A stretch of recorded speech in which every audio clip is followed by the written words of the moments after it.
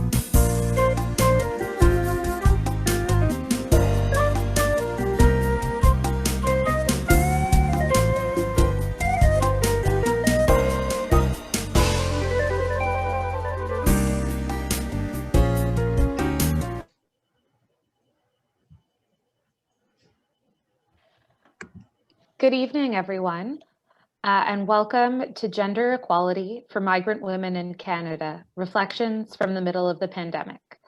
This is the fourth session of the five-part Personhood speaker series, hosted by the Women's Legal Education and Action Fund, or LEAF. The series aims to create space to discuss what makes a person and whose voices need centering in conversations about gender equality now and as we move forward. My name is Kat Owens, and I am the project director of LEAF's Feminist Strategic Litigation Project, and I'm delighted to welcome you here this evening. A note on accessibility. To view English captions, which will be provided for tonight's program, please click the closed captioning or CC icon located at the bottom of your screen, and then click See Subtitles. For the benefit of our captioners, I would also remind our speakers at this time to do their best to speak slowly, and I will also try to follow my own suggestion. I am joining you today from Takaranto, which is a Mohawk word meaning the place in the water where the trees are standing. This land is subject to the Dish with One Spoon Wampum Belt Covenant, a nation-to-nation peace agreement between the Anishinaabe, the Mississaugas, and the Haudenosaunee that bound them to share the territory and protect the land. Other Indigenous nations and peoples, as well as other newcomers, have been invited into this treaty in the spirit of peace, friendship, and respect.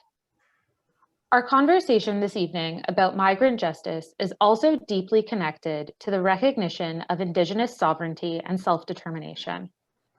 As the Status for All Coalition in Montreal has observed, for one, migrants may be settlers here, but may also have been Indigenous peoples in the lands that they have left or been forced to leave.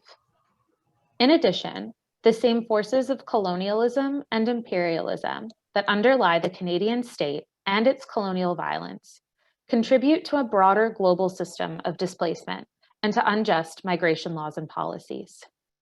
These systems and rules operate to the benefit of settlers such as myself while excluding and oppressing so many others.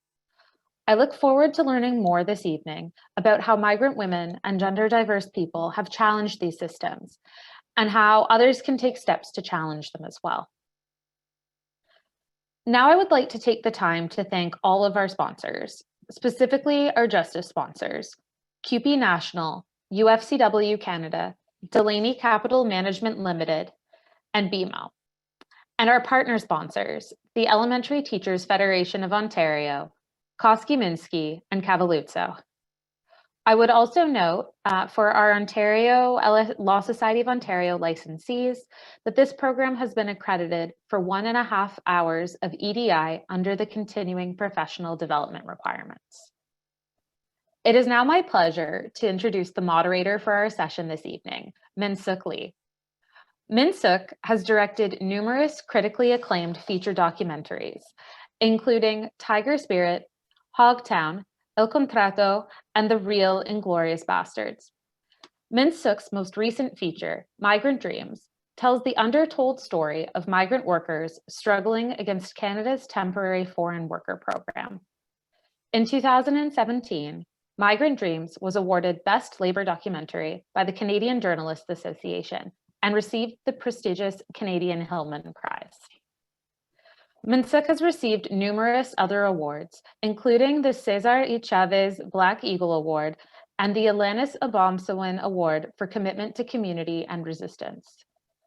Min Sook is also an assistant professor at OCAD University. She focuses on the critical intersections of art and social change in labor, border politics, migration, and social justice movements. Thank you so much for joining us tonight, Min Sook, and I will now pass things over to you.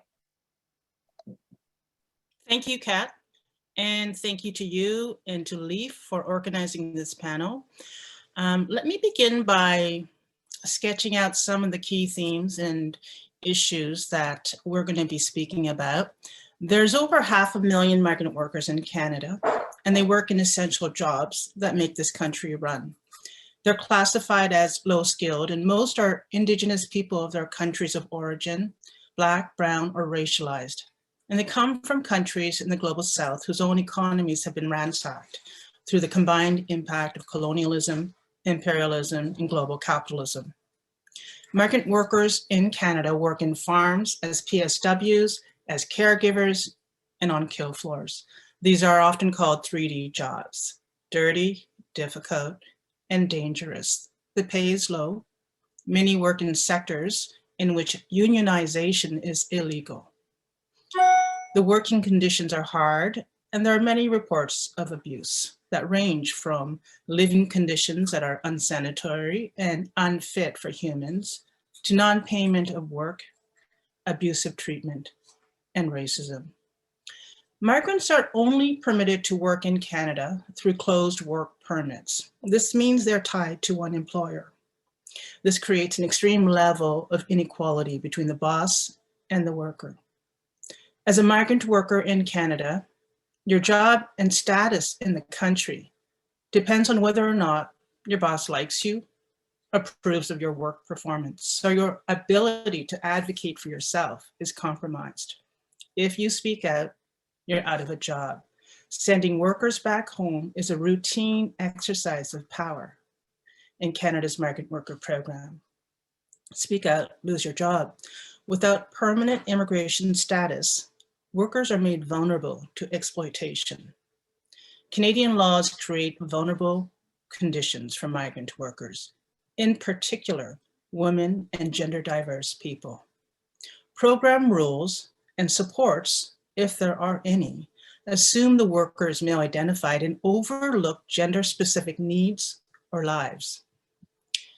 Now, for most Canadians, it was the pandemic that first put a spotlight on our reliance on migrant workers. As emergency measures were introduced in the first lockdown to close borders, the federal government made exceptions for migrant workers to gain entry into Canada. Agribusiness operators were deemed essential. The federal government gave subsidies to employers to ensure production lines remained open and ostensibly to put in place measures to protect workers. But employers and the federal government failed to protect migrant workers during the pandemic. In 2020, there were COVID outbreaks in farms across Canada. Thousands of workers tested positive for the virus, and in Ontario, 3 workers died in farms. 3 workers died at the Cargill meat processing plant in High River, Alberta. The outbreak there hit almost half the workers, and it was the largest single COVID cluster in North America. At the JBS meat plant in Brooks, Alberta, over 500 workers tested positive. What happens in just these two plants has national significance. They alone make up 70% of Canada's beef processing capabilities. A large majority of workers in meat plants are migrant workers. Workers reported that the known steps, physical distancing, protective gear, were not in place to protect their lives. They were expected to work under the same conditions, pretty much, and the same pace as before the outbreaks. And it's not just the work sites. It's employer-provided housing that proved unsafe for workers. The housing provided by employers is often crowded, lacks proper ventilation, and sometimes even access to clean water can be challenging. Women and diverse people form a small percentage of migrant workers in Canada. Oftentimes, their experiences are under-recognized or simply erased. They are overwhelmingly represented in labor categories that are gendered, like caregiving. These programs operate on a set of discriminatory assumptions of gender roles in society. And it impacts who gets in, what skill sets are demanded, and subsequently, how their lives and rights are defined through gender.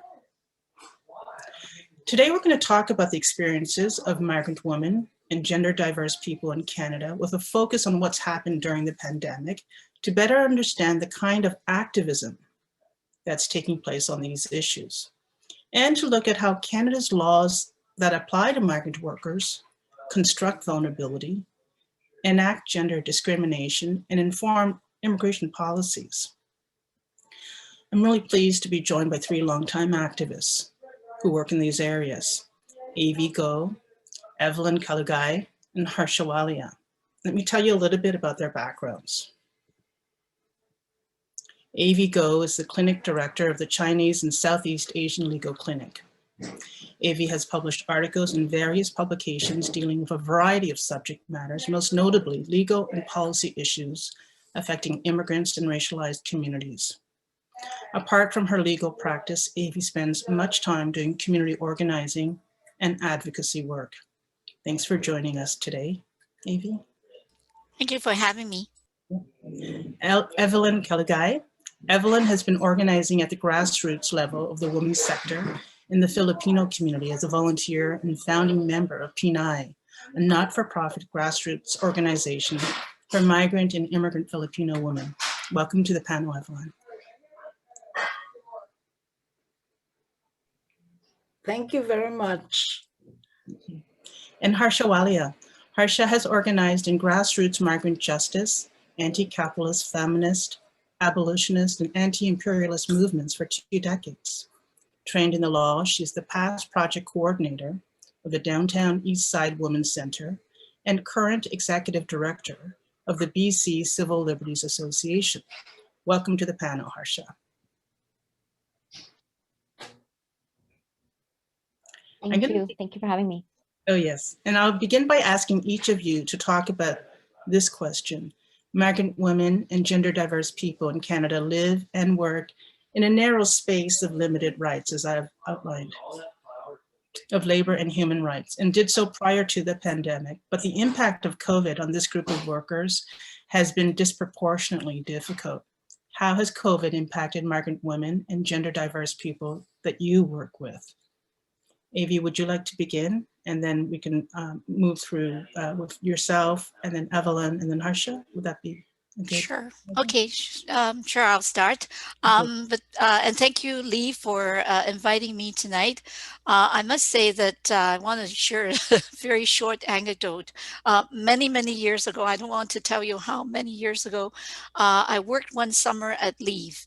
And one of the assignments that I was given was to, give my opinion as to whether or not LEAF should continue to celebrate Person's Day, given the historical context to how Person Day and the women who fought for personhood in Canada and their anti-Semitism, anti-race, sort of a very racist view at the time, and the exclusion of Indigenous women, Black women, other racialized women from that victory, so-called. So I'm very glad that the LEAF has, throughout so many years, continued to look at issues that are affecting marginalized women who were never included in the initial victory of Person Day. So I work in a clinic which is called the Chinese and Southeast Asian Legal Clinic, and that's a community-based organization that provides free legal services to low-income, non-English speaking members of the communities. And we are also a part of a network called the Color of Poverty, Color of Change Network, which is formed in 2007 to address the increasing racial inequalities faced by Indigenous people and people of color in Canada, and in particular, the increasing racialization of poverty in Canada. So our clinic has worked exclusively with low-income people with linguistic cultural barriers and accessing the legal system. Many of our clients, I would say that, I would say the majority of our clients are people with some kind of a precarious immigration status. So even before the pandemic, we were already dealing with many of the issues that Min Sook has, very eloquently outlined. So I don't want to repeat anything. And in fact, I would just highlight one particular challenges that we're seeing right now, particularly for women with precarious status. And as Min Sook pointed out, when the pandemic happened, the federal government took some steps to try to address some of the challenges that migrant workers and other with precarious status are facing. And one of the things that they have done was to make benefits available, emergency benefits available for people so long as they have a valid work permit. So that helps address some of the economic challenges faced by these communities, because as we know, while there are many migrant workers are in the essential jobs, there are also many who are in a situation of job loss because their work is no longer available during the pandemic. So some of the people that we work with at the clinic in particular are women who work in the nail salon industry, almost all racialized women, mostly in our case, mostly from Southeast Asia.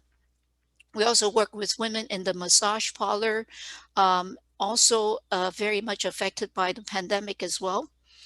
And so these women, some of them would be able to access some of these benefits during the pandemic. And the federal government also taken step to increase access to increase the amount of Canada Child benefits that are being given to families who are on Canada Child benefits, the CCB. In fact, CCB is one of the core measures of the federal government's poverty reduction plan. And between 2015 and 2017, from the decision to increase CCB has lifted almost 134,000 children out of poverty. And during the pandemic, they increased the amount to, they make the special one-time payment of $300 per family who are receiving CCB. But the reality is not every child in Canada and not every family in need is able to access CCB. Because of the Income Tax Act, to qualify for CCB, an applicant who is the parent of a child must be a Canadian citizen, a permanent resident, a protected person, or a temporary resident who has lived in Canada for at least 18 months. So anyone who is out of status, anyone without status, anyone in between status would not qualify for CCB, even if they are filing income tax and even if their children are born in Canada. So we started to, so excluded are, for instance, refugee claimants, or, you could be let's say a living caregivers who are out of status for whatever reasons. And so they will not be able to access CCB even during the pandemic when everything else has shut down, when they have lost their job, when they are in need of the benefits the most. So, so I think that I'll just give that and as an example of how these pre-existing conditions and inequalities in the law, it's written right in the law and has been around for many years. It didn't start with this current government. And that even in spite of the pandemic, that we are still not able to find the solution to ensure that everyone who is in need will be able to access this very benefit that would support the children and the family who are struggling right now. So I'm just going to leave it at that, but maybe just to highlight, because we're talking about CCB, it's something that is affecting women in particular, because women are still the primary caregivers for children in most of the families. And in fact, from CRA, the Canada Revenue Agency standpoint, women are often deemed to be the applicant for the CCB in the family. They just assume that it's the mother who looks after the kids. So it's the mothers and the women who are now being denied this very benefits because of their immigration status and for no other reason.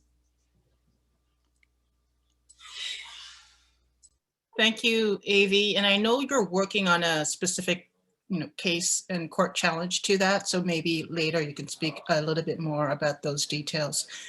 Evelyn, did you want to speak about your experience of working with women and the ways in which they have been impacted? Particularly, I know you do quite a bit of work with caregivers. Yeah. As you have said, that even before the pandemic, they are the most vulnerable workers in Canada. They are the one who are considered the workers in the lowest ladder on the ladder. They earn minimum wage. They are made to work long hours without overtime pay, even if the work permit is it's indicated in the work contract that over 8 hours per day of work will be paid overtime, but it doesn't happen. It doesn't happen to any one of them. And also the psychological harassment, most of the time, if they are paid every week, once a week, I mean weekly salary, it doesn't, they are not paid after a week, so they lose their consistency in getting the money and spending it for their daily needs and also for the needs of their family at home in our country. And we found out that when the lockdown came on, we were having difficulty reaching out to them. So what we did, we planned on having doing an emergency relief distribution. But what we did was we asked for money from Sangtred, since Pinay doesn't have a charitable number. We even still went and asked for the money. Unfortunately, we were able to get 5,750, and then we started buying and distributing, asking people, do you need this, do you need that? And then that's how we found out that there were so many caregivers who were locked in their employer's house. They were not allowed to go out. They were not even on their days off because the employers were afraid that they will carry the virus from one home to the next, or taking the public transport, or whatever, you know, getting spreading the contagious virus up from the community. So one of them, when we were asking them what kind of food would you prefer, then they say, oh no, I can't ask for, I only need a boiler and the kappa soup. That's it, because I can boil the water and then I can put the soup and probably eggs, because I'm not allowed to cook in the house. Like my food I can't cook, and I cannot eat the same food every day that they eat, because I have different taste. So she said, I'm looking for the taste, the food that I'm used to culturally, you know. Everyone, I think, who are not from here, from Canada, has that thing. So we said, you work so hard, you work long hours, and then you cannot get an intake that is nourishing for your health, for your thing. So I said, if one of you will get sick, for sure, I said, you will you will get it fast. And she said, and also it's more difficult, there's more load of work added on them during the pandemic, because the kids are at home, you know, and they are not allowed to go out, to go on their days off. So they stay in their room, but then they eat there. Of course, they feel obliged to work, to help out in the daily routine, cleaning the house, cleaning the kitchen, without pay, you know, for those 2 days that they are supposed to be off. One even called me during a statutory holiday. They say, is it true that I'm not entitled for this statutory holiday, because, you know, I'm only a domestic worker, I'm only a caregiver, a live-in caregiver. I said, who said that? My employer. I told my employer that everybody else get it. Why can't I get it? So I said, tell your employer to call the labor and ask them if you are entitled for that statutory holidays. So I said, you are entitled if it's written in the regulation of the labor standard. So she told her employer, and they wouldn't believe her. So they say, okay, why don't you call the labor commission and ask for it? And then they found out that she was entitled. So she was, you know, that's another thing that really is very difficult, because the caregivers themselves doesn't know their rights. They don't know their labor rights. Even if it's written in their contract, they don't read their contract to make sure that it's being respected. And one of them who got COVID positive test was terminated and forced out the same day that she told them that she got a positive result. But she got it from her employer and the child, whom she took care while they were having their quarantine inside the house in one bedroom. But she was not being provided with the proper PPE. So she only had the mask and the gloves, but she said it was even hers that she was using. So, and then she said they wouldn't even, provide her. I mean, they were not even observing the proper strict measures of quarantining. The quarantine. They go out when they want to watch TV, when they have to join the celebration of their religious celebration, they go out on the balcony. So it's not to her. To be quarantined, you're supposed to stay inside the bedroom and not, go out in the bedroom, because they have the thing. And she didn't know where to go when the day she was being kicked out. But she was begging them if she could stay and wait for the instruction from the public health where to go, because she doesn't know where to go. Her boarding house doesn't want her to go there. She didn't have money to pay for they were telling her, book a hotel, book a thing.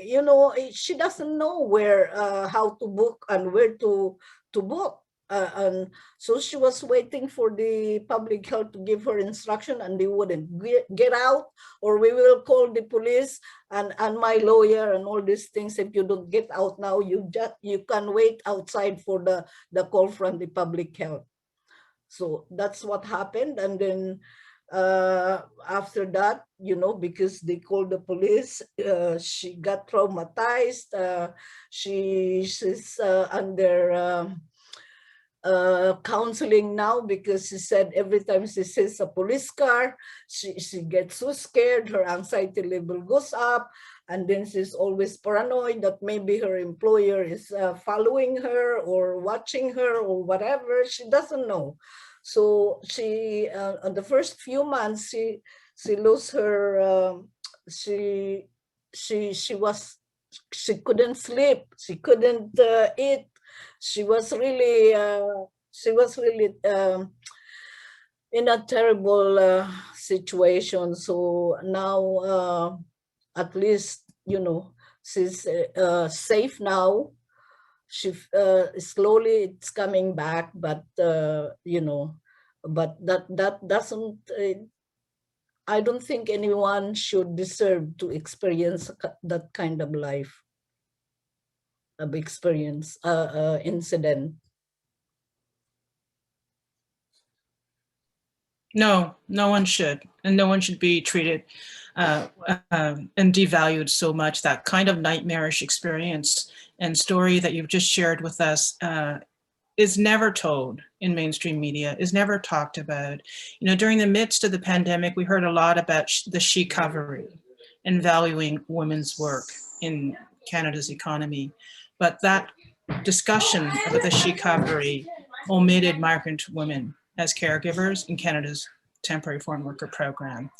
And what you just shared with us, Evelyn, really points to how in Canada, mainstream feminism has historically and still can participate in denying the personhood of migrant women and gender diverse people in Canada. But yes. thing that is really bothering me is it's not only the thing is if these caregivers who are really devalued on their work and including taking away their self-esteem and self-confidence, they really they really feel so down, and they cannot even you know, speak back or express how they feel because of the fear, constantly of the fear of being terminated, being sent back home, threats there, and all those things, you know. All they want to do is work and be reunited with their family. That's all they want, you know. And it's the same women who I mean, it's another woman who is oppressing them and exploiting them. So it's always as to me clearly it's a class struggle, you know. Yes, and I would add a class struggle and a race struggle. You know, racialized capitalism, you know, is what we're looking at in terms of how the migrant worker program in Canada, you know, systemizes the oppression and exploitation of women and gender diverse people in the program.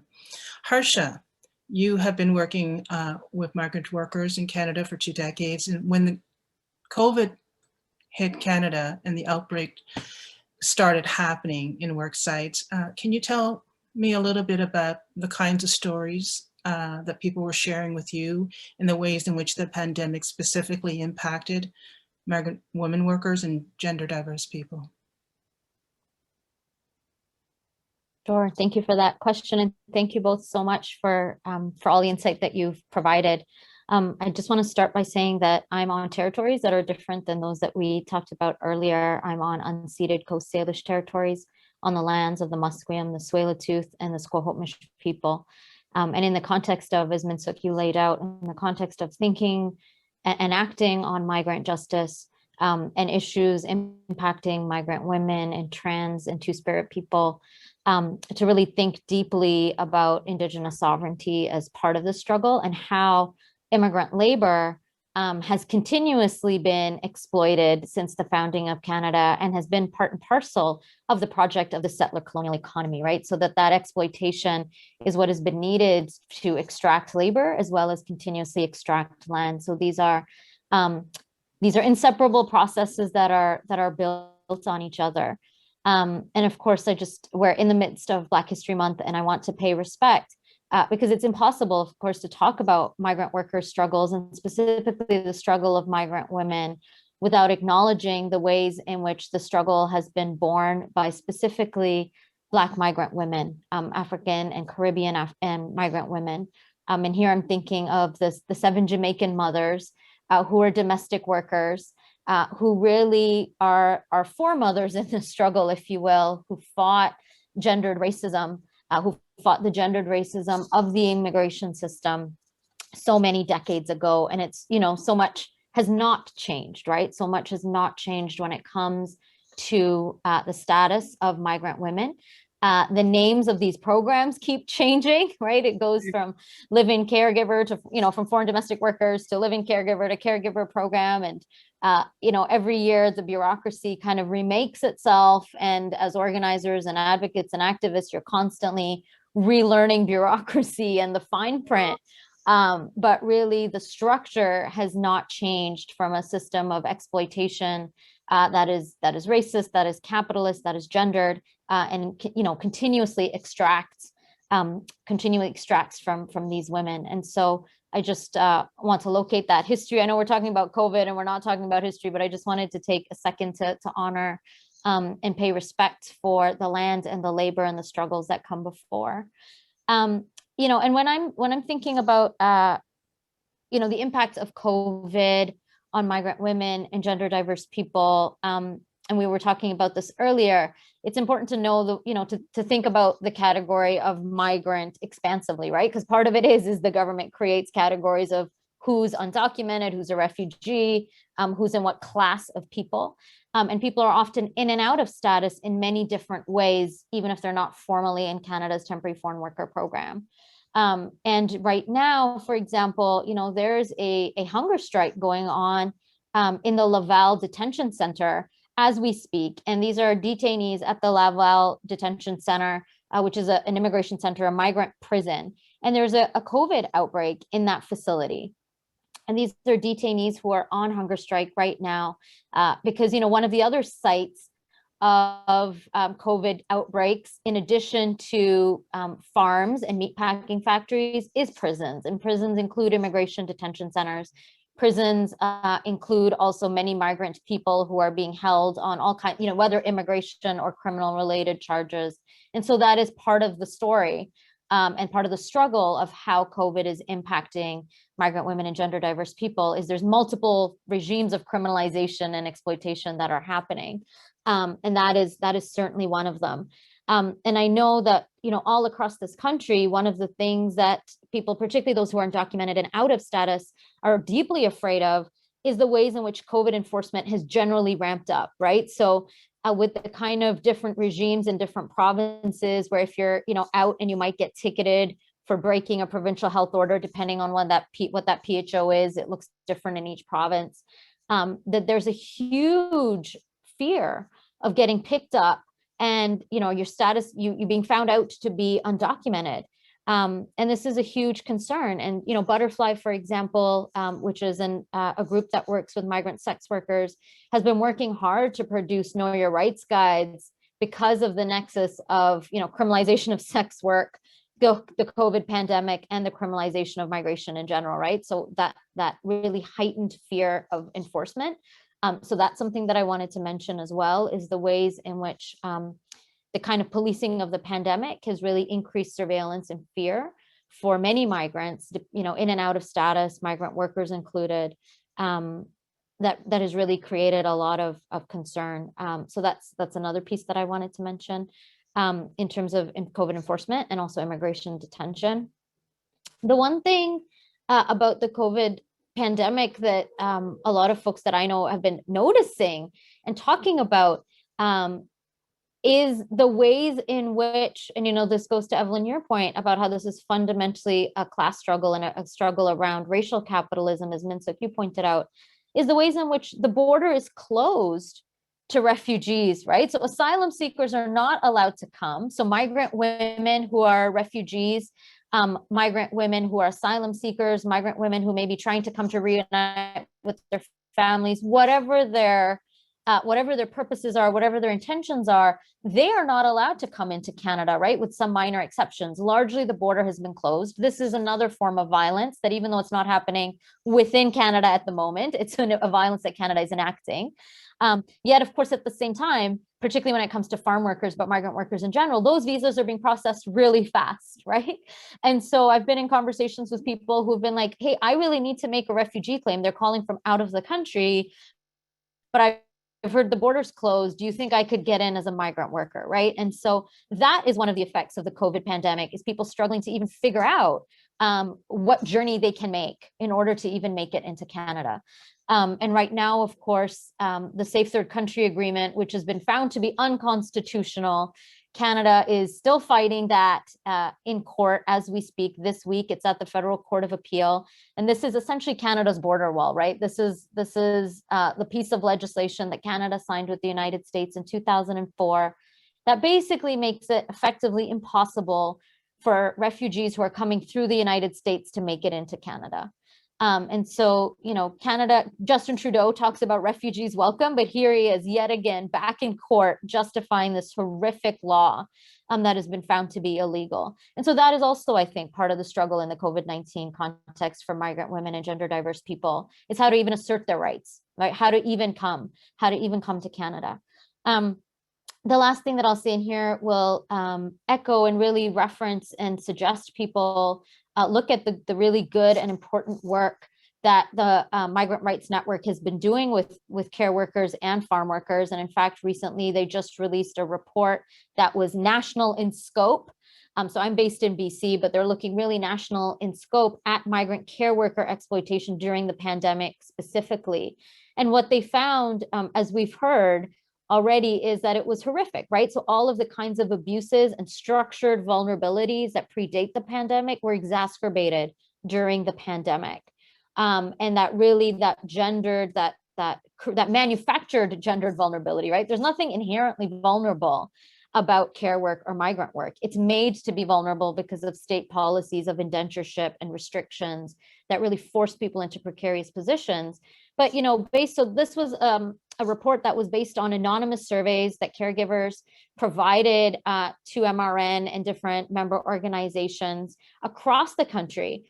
But to summarize, you know, some of the things that they found was, to echo what Evelyn was talking about, was how people were doing intense amounts of extra work, that they were not paid for that work. And that on average, the amount of wage theft, you know, so unpaid wages is basically wage theft, right? So the amount of wage theft that was happening was approximately $1,000 a month, right? So you multiply that by the number of people who are having wages stolen for them, right? And this is a crisis of epic proportions of wage theft. And that so many workers, it was, you know, 1 in 3 workers who were surveyed, who basically reported that they weren't allowed to leave the homes of their employer, right? So they are being, you know, forcibly confined in the home. And even when issues arose, so for example, one survey respondent, one worker, reported that her bank account was frozen, but she wasn't even allowed to leave for 2 hours to resolve the issue with the bank.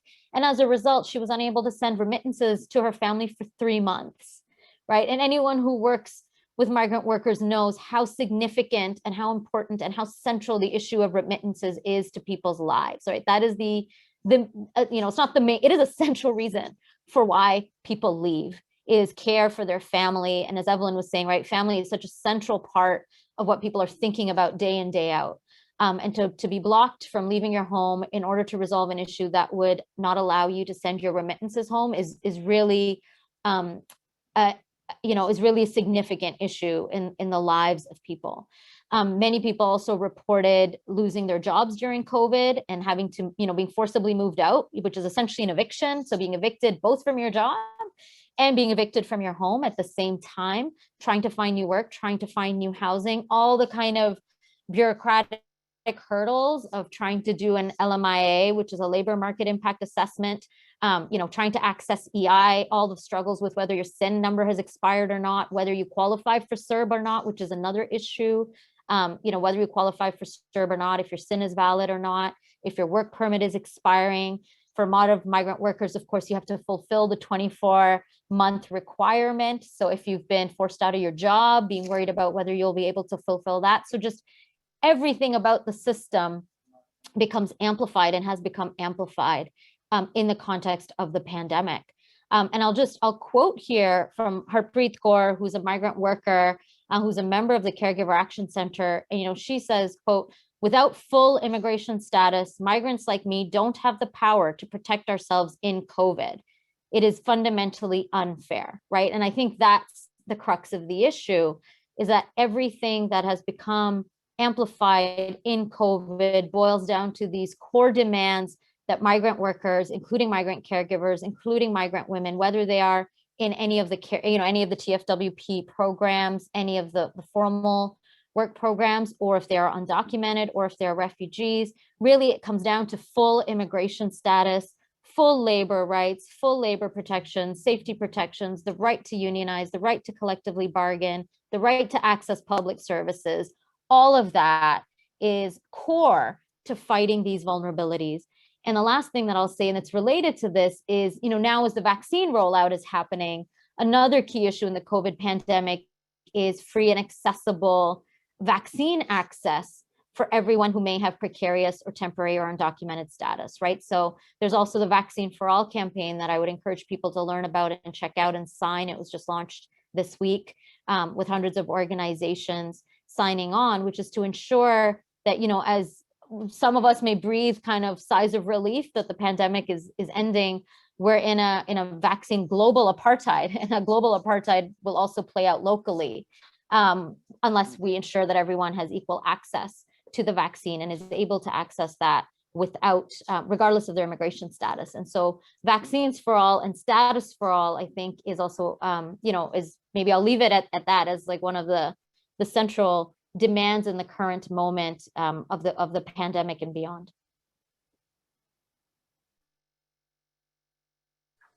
Thank you, Harsha. That was extraordinary, how you were able to map out some of the historical legacy of resistance led by Black women, led by migrant workers in Canada, but also connect how these programs, as much as they've changed in name or, with the rules and regs as to like how much the MIA would cost or different requirements, they fundamentally have always and still do perform one function, which is to reproduce the colonial project of Canada and to ensure that the colonial project of Canada remains undisturbed. And so I think that is a question that remains permanent in sewn into the assumptions of the program. And thanks also for drawing out some of the ways in which organizing has been happening during this time. And I know, Harsha, you have to leave a little bit earlier than the panel wraps up. So if it's okay, what I'd like to do is ask and build upon what you've just raised, some of the organizing that has happened in response to the pandemic, and in particular, the kind of COVID enforcement that workers have been subjected to, in which the worksite becomes a kind of a prison and Canada becomes a prison in itself for migrant workers. The ways in which workers have been stigmatized, the ways in which workers have been surveilled, and their mobility further compromised. So if it's okay, I'd like to ask you to speak, a little bit more about the kind of organizing and resistance that's happened in migrant worker communities.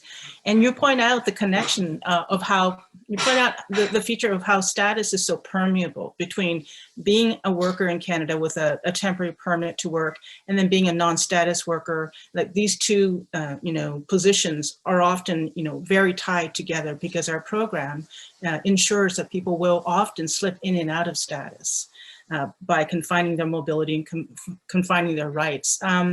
So Harsha, if you could speak a little bit about the kind of organizing that you have seen as being successful. And then maybe what we'll do is we'll go backwards in terms of order of speakers. Harsha, you can speak to that. And Evelyn, you could speak to the organizing that you've seen happening in the Pinay community in Montreal. And then Avvy, you can speak to the kind of court challenges that you've been part of. Harsha? Sure, thank you. Yeah, I think it's exactly as you put it, and so eloquently, right? In the ways in which the prison is expanding and multiplying for people in terms of being able to access public space and the surveillance of it. The flip side of it that I think is quite incredible is that, as people may have likely seen, for prior to the pandemic, a lot of mobilizing and organizing by migrant workers, particularly within the undocumented community, has always been masked, right, out of fear, because you're essentially invisible. But one seemingly small but quite extraordinary thing is in the pandemic, where everyone is masked and every mobilization is masked, there's been just an incredible ability to take up public space differently, because migrant workers, and specifically undocumented people, are able to organize in ways that suddenly don't seem so different. Like you don't feel as much of a target because everyone is masked. And also, press conferences on Zoom, for example, where it's actually quite normal to have one's cameras off, or it's acceptable to have your camera off. So the ability to speak out and mobilize, despite the immense violence and the immense surveillance and the immense fear, has shifted in a way that I think is important to note, because those are the kinds of subversive tactics, right, and subversive strategies that we all need to be thinking about, right? Is like and that's part of movements, is how can we make the best of a situation, and how can we subvert the system, and how can we shift between visibility and invisibility and hypervisibility. So I think that's one thing that's been quite quite noticeable in the organizing. And of course, you know, just thinking about when you're talking about the different migrant statuses, just thinking about the ways in which farm workers are organizing alongside caregivers, alongside international students, alongside the undocumented community, how all of those are not distinct and separate, right? These are interconnected struggles, and again, fundamentally have the same kinds of demands for status for all. Migrant students who are fighting against mass deportation at the end of 2020, you know, caregivers who are fighting for open work permits and for status for all, farm workers organizing against death on farms and fighting for the right to collectively bargain with immigration status, undocumented workers and undocumented communities fighting for their status. All of these have been connected in a really incredible way. And again, here I would amplify the work of the Migrant Rights Network that really brings together migrant worker and migrant rights organizations from across the country into an umbrella formation. And in terms of the surveillance in Quebec, I'll just say one thing, which is, and this goes to your earlier comment about the hyper focus on the she-covery, right? And what does it mean now that there's an acknowledgement of the feminization of care work and the devaluation of care work because of gendered patriarchy? This has been a live debate in Quebec. I don't know how familiar people are with what's happening in Quebec, but in Quebec, because Quebec is able to have somewhat of an autonomous immigration system.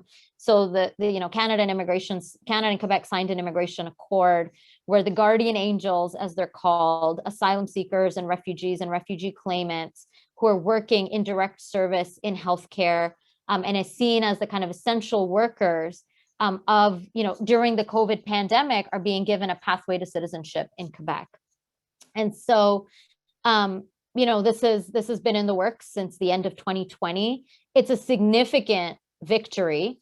And at the same time, begs the question of how do we define an essential worker, right? And in this moment, suddenly this feeds into the narrative of the essential worker. We know essential worker is also basically a death trap, right? Those who are considered disposable, those who are in the 3D jobs.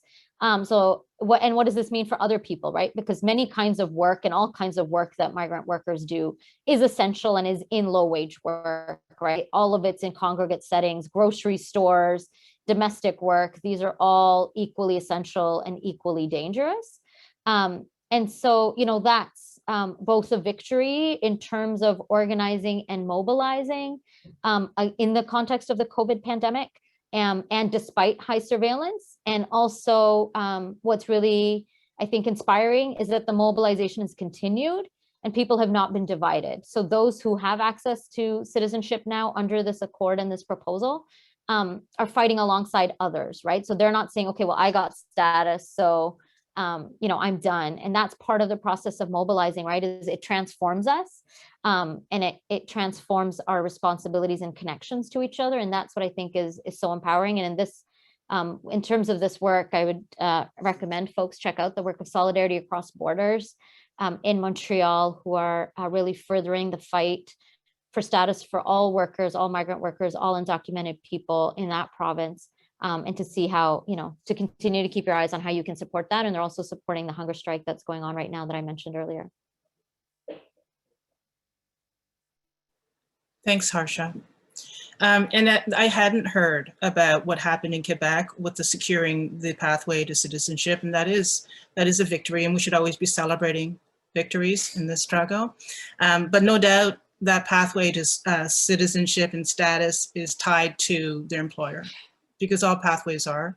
And that becomes, very much a kind of a bittersweet victory, because the employer still holds the rein of power and is still able to exercise the undue dominance of that, the status, the security of status. And in many ways, particularly with caregivers, your employer becomes the private citizen, is in some ways, the citizen tyrant, able to exercise this great degree of power over someone's future, their livelihood, their security, and fundamentally their status. And that's why when we talk about status, we often argue against pathways to status that are controlled by employers. Evelyn, if you could talk a little bit about the kind of organizing that's emerged in the face of the pandemic amongst caregiver communities, I think you know, it'd be really important for us to hear how you have been doing that and understand the linkages that Harsha's making between all of our different communities, whether you are here as a international student, whether you are here in the temporary foreign worker program, you know, working on farms, or whether you're here as a caregiver. So could you share a little bit about the kind of organizing strategies that you've been part of, Evelyn?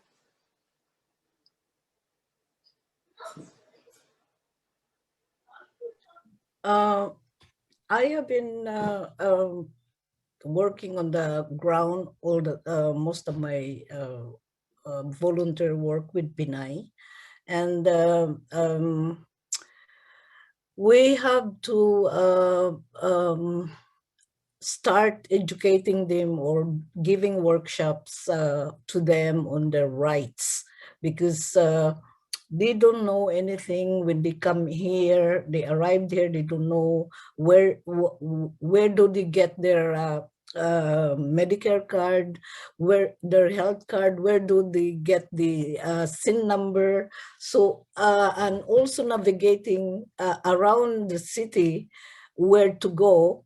They need those kind of accompaniment or direction or something like that, because they are new, and also they work during the week, long hours, and it's only on the weekend that they can get out if there's no pandemic, like if there's no they are not locked in their employer. But even if they are not live-in under condition of work, they still cannot go because of their long hours. They start from early in the morning, 7 o'clock, and then they go home around 9, 10, 11. So they don't have the time to go to offices or something like that. And besides, they are not permitted to get out of the house during their work hours. To go for their personal needs, like a doctor's appointment. They cannot, because the employer won't allow them, because they need somebody to stay in the house to look after the kids. You know, even if the mother doesn't go to work, they still cannot stay and take care of their kids. And then they get jealous or have a bad feeling against the caregiver when the kids grow up with the kids, with the caregiver, and has more link to the caregiver than the parents.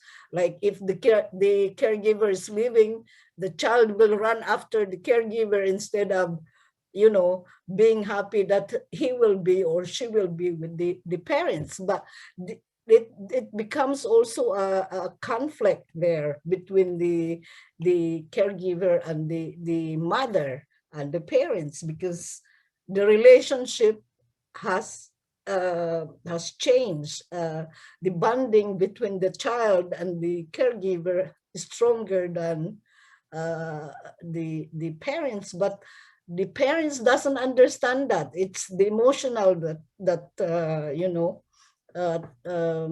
becomes the principal reaction of the parents. But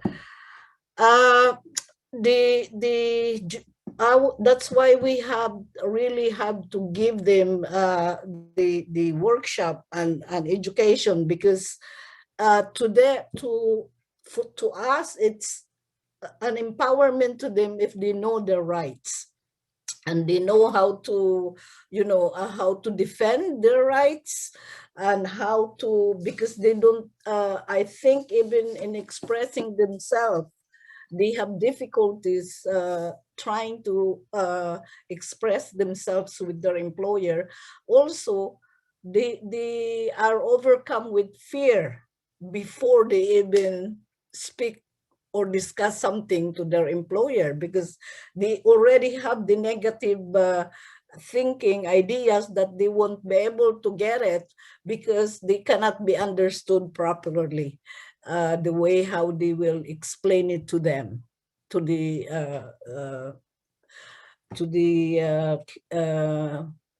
employers. So that's how we do it, and we encourage them that when their rights are violated, they need to file a complaint, you know, because if there's no complaint filed in an institution, government institution, then the government will just think that everything is okay, and it's only the advocates that keeps on screaming about their conditions. But in you know how it is, the institution, the government always wants something hard evidences that you need to complain, and then give the evidences, and it's between you and your employer. So sometimes if you complain, not only sometimes, most often, when caregiver complaints, a retaliation or retribution is being filed against them, you know.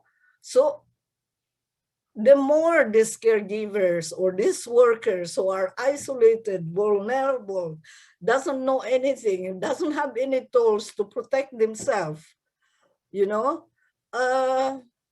becomes like, because they're treated like things, they're not treated like a human being. They have been like as if they are a cow or a horse that was sold to them, and then here you can do everything you want, that's yours, you know. That's how the immigration policy, this program, is written down. You can do anything you want with them. We got these people, they are submissive, they are docile, do everything you can do everything in a cheap, you know. And they don't want to hire caregivers who are permanent residents, because they demand for more work and for their rights. So they prefer the one that's from outside the country, because they are regulated, you know, and they can do everything they want, because I'm the boss, I bought you, I can do what I want from you. So, you know, and then even if they complain, the government institution still intimidates them when they investigate. So they feel like they really don't have the right. And that's how we do. We constantly involve them in our activities. Let those who have the caregivers who have the courage to complain share their experiences. Don't be scared between each other, so they can support each other and learn something from each other, instead of just because we have this it's ingrained in our mind, the Filipino women, that we have no rights. It's normal in the Philippines that we women doesn't have right. We have to be accept whatever's being how you grow up being treated as, that's normal. So you don't complain. You have no right to complain.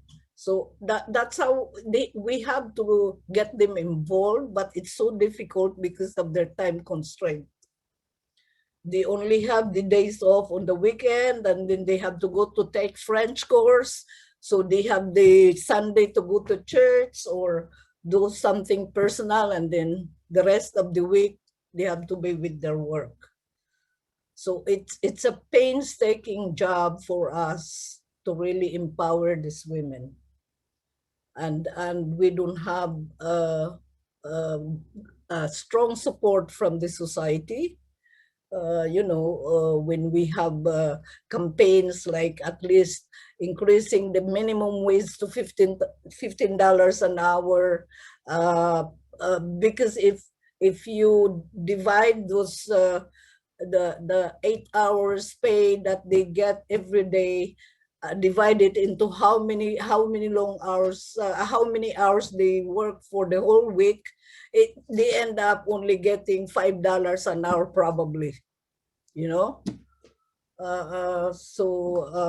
Then sometimes, most of the time, when they start work, they are not declared for the first probably 2 months or 3 months. They are not declared, so they lose 3 months. Who gets the benefits? Because the money that they get salary from is the net already. So there was no contribution from the employer, but she contributed. But where did that money went? To me, it's money laundering, you know. It's so many things. And then the regulation for immigration that caregivers or candidates to come to work as caregivers or in Canada should not pay the third person expenses, the services, but it's them who pay for it, and they don't want to complain because they were told not to complain, because if not, they won't be able to come here. You know, out of desperation, they just have to do everything, and then they loan money to pay all the expenses to come here, and then they get buried from this loans. They never stop paying because it's a loan shark that they had to borrow the money from. Thank you for raising that, Evelyn, because I think that's often, under discussed, that the reality of many migrant workers who come to Canada arrive in a form of debt bondage. Yeah. They arrive owing money to a private recruiter who charges them exorbitant fees to secure a job in Canada's migrant worker program, and fees from $6,000 to as high as $14,000. Yes. Have paid private recruiters, and these private recruiters are across the country, mostly unregulated. Yes. And their transactions are not monitored, No. largely across the country. And so this is a reality the federal government knows about, and yet no action upon. So and I don't think they even declare that those payments, those fees. They don't declare them because they don't give receipts. No. It's fundamentally, a criminal underbelly of Canada's migrant worker program that operates, I would say, in broad daylight. Many workers have reported this. It's widely reported. It's available in many studies, and yet there's been no action done upon it. And Evelyn, you spoke, really strongly about the need for information that's accessible in the language that workers speak, so that workers know what rights and protections they have available to them.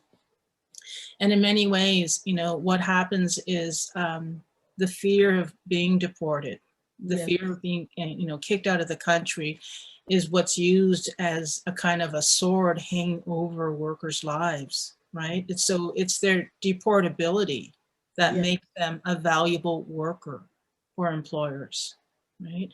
That ensures that the wages that they're paid are, minimum wage or even less when you calculate the kind of, overwork that workers put into, their jobs.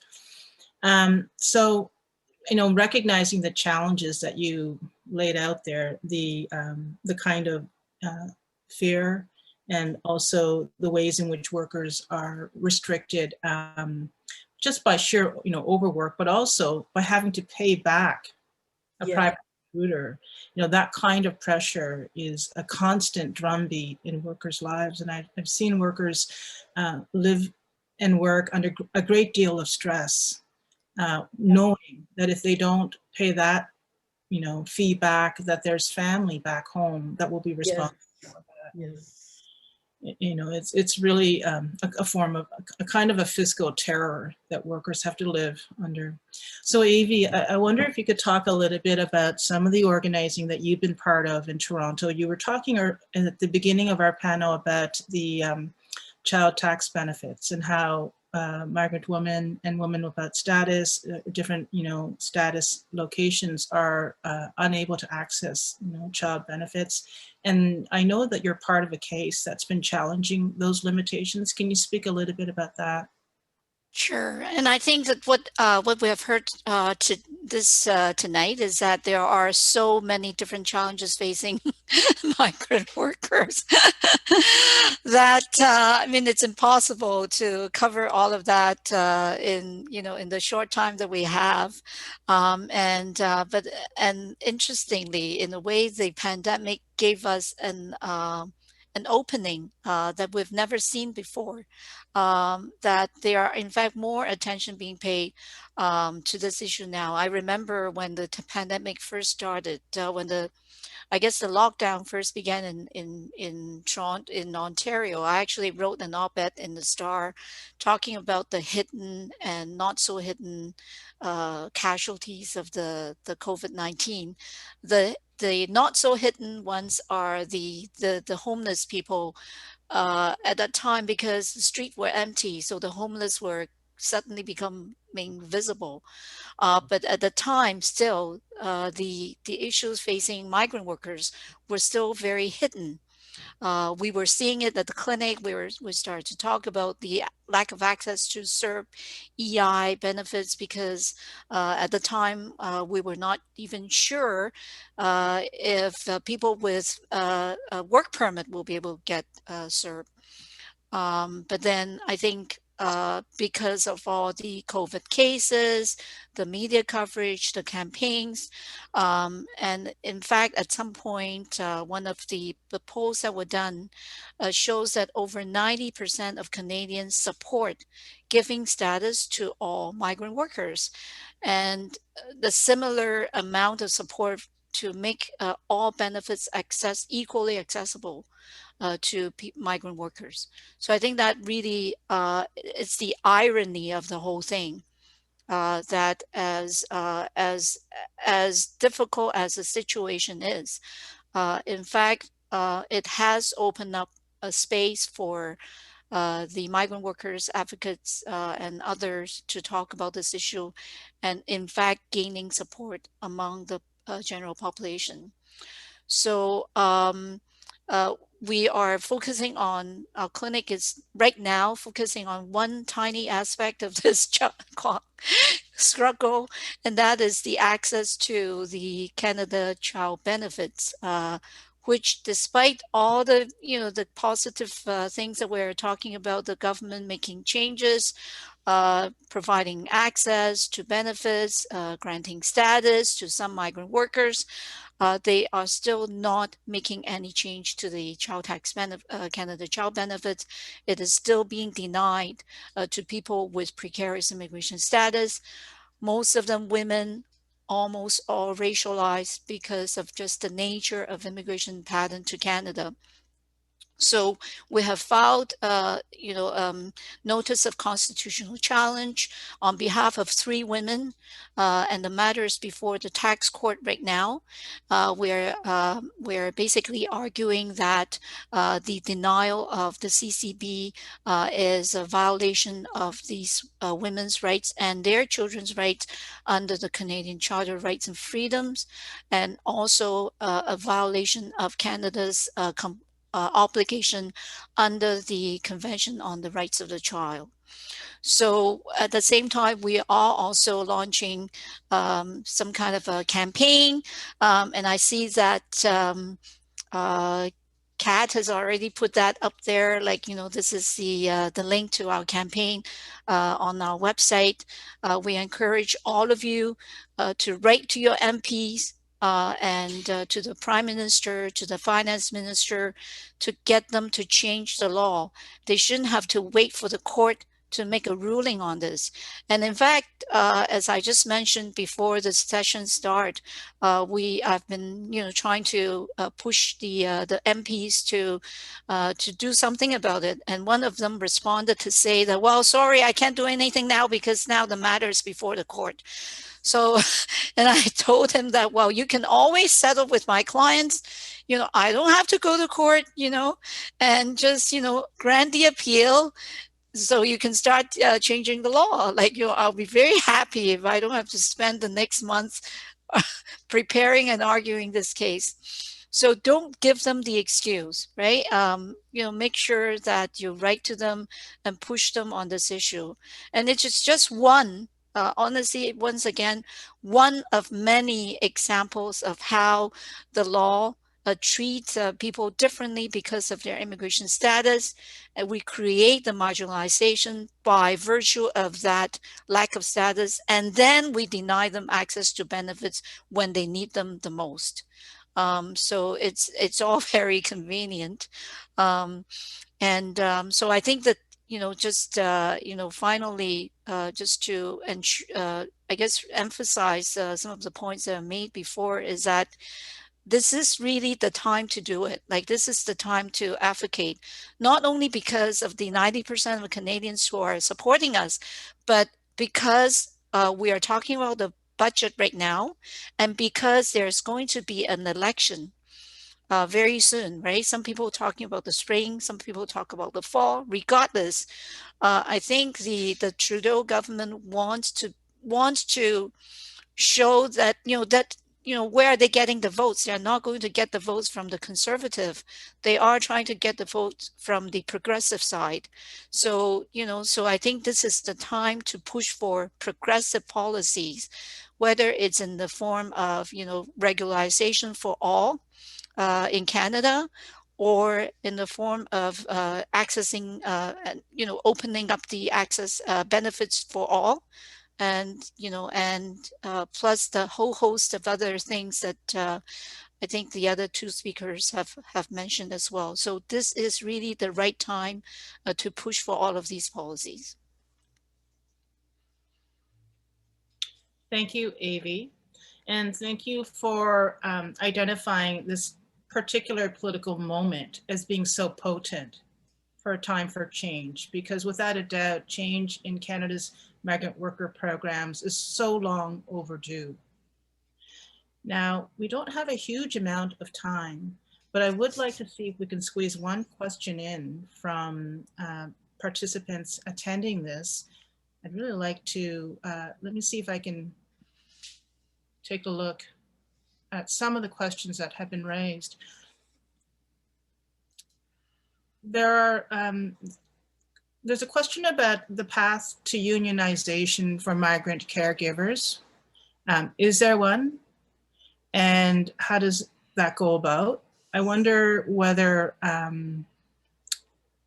Evelyn, you want to speak or can speak a bit about that, about how migrant caregivers are collectively organizing, for under, the right for trade union rights. Are you aware of that kind of organizing? Yes, we tried here in Montreal. It was going to be like an association, and then the union who will be under the umbrella of one big union will be the one who will be fighting for their or negotiating for their rights, their salary, their vacation, or something like that. We tried it, but because of the thing that they have different employer, so they need to have a group, like an association that will collect their contributions, and then so it can be systematic and thing, but we tried it, but we were having difficulty figuring out how to do it. But and Pinay couldn't do it, being like with our membership, because we were the union who approached us were asking us to do the groundwork without any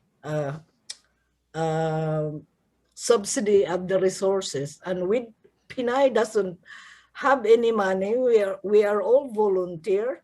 We don't have a salary. We even, the volunteers, even the one who fork out money just to have Pinay be running, like, we don't have an office. We use my residence as the address, my telephone, so we don't have to spend money. Everything was, coming from individual donations and fundraising events, small fundraising events. If we will have $300 in one fundraising events, we will be happy, Yeah. So we were not able to do it because we don't have the capacity and the resources to it was like the urgent needs that are needed are the only ones that we can do. The rest we can't, the necessary, the principal advocacy work that we have to do, lobbying for a change, joining coalition for campaigns. So we will achieve that. The first thing that we have achieved here, because we were in coalition with IWC for change, that caregivers should be included in the labor standard. Before, they were not included, they were not covered. So we were able to advance that and got that, and now they are covered with the labor standard. Even before, when there was a caregiver who was pregnant, when the employer found out that she was pregnant, she was kicked out because she was pregnant, and then she couldn't find any other employer anymore. No employer would hire her because her stomach was big, her belly was big. So, and she lost the chance to complete the 24 months, and then she was being deported, and we had to fight for it for how many months? 8 months before Immigration Canada granted her the, permanent resident with the child. Evelyn, thank you for sharing that. And I'm sorry that we have to wrap now. Obviously, it's so clear we need more time and more to talk about these issues. There are so many pressing and urgent ones. And we also need to understand that this is the time to be organizing for change. So thanks for sharing that, Evelyn. We are going to have to wrap up. Avvy and Evelyn, thanks for joining me. Thanks to Leaf. Kat Owens from Leaf is going to be giving some final words about this speaker series. And thanks, Kat, for giving us and this issue the kind of profile and spotlight it warrants. Thank you so much, Min Sook, and thank you as well to all of our panelists, Avvy, Evelyn, and Harsha, for sharing your time and insights with us tonight. And thank you as well to everyone who has attended this panel for your engagement and your questions, and for your support of LEAF.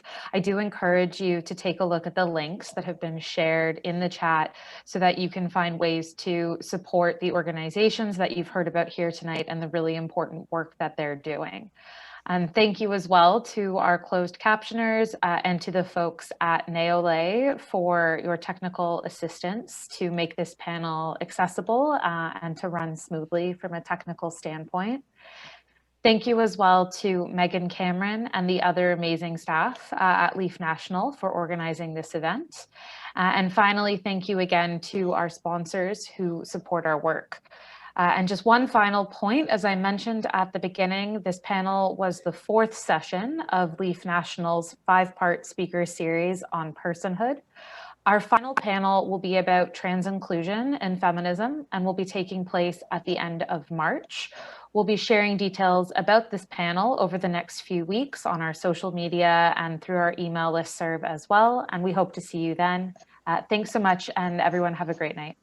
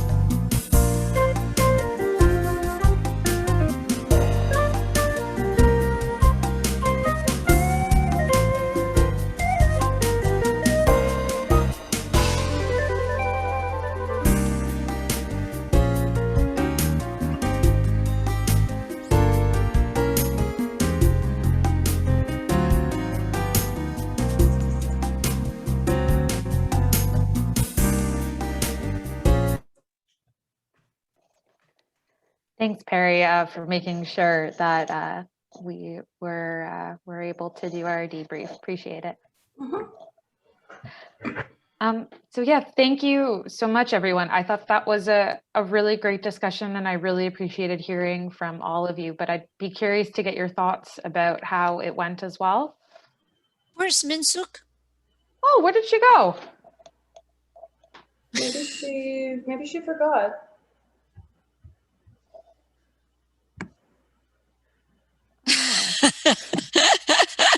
I'll send her an email just to let her know that she can pop back on, because she should be able to join using the same link, right? Yeah. Okay. I can't stay for too long. I'm hungry. I haven't eaten my dinner yet. You should go then. So why don't, if we want to talk for just 1 minute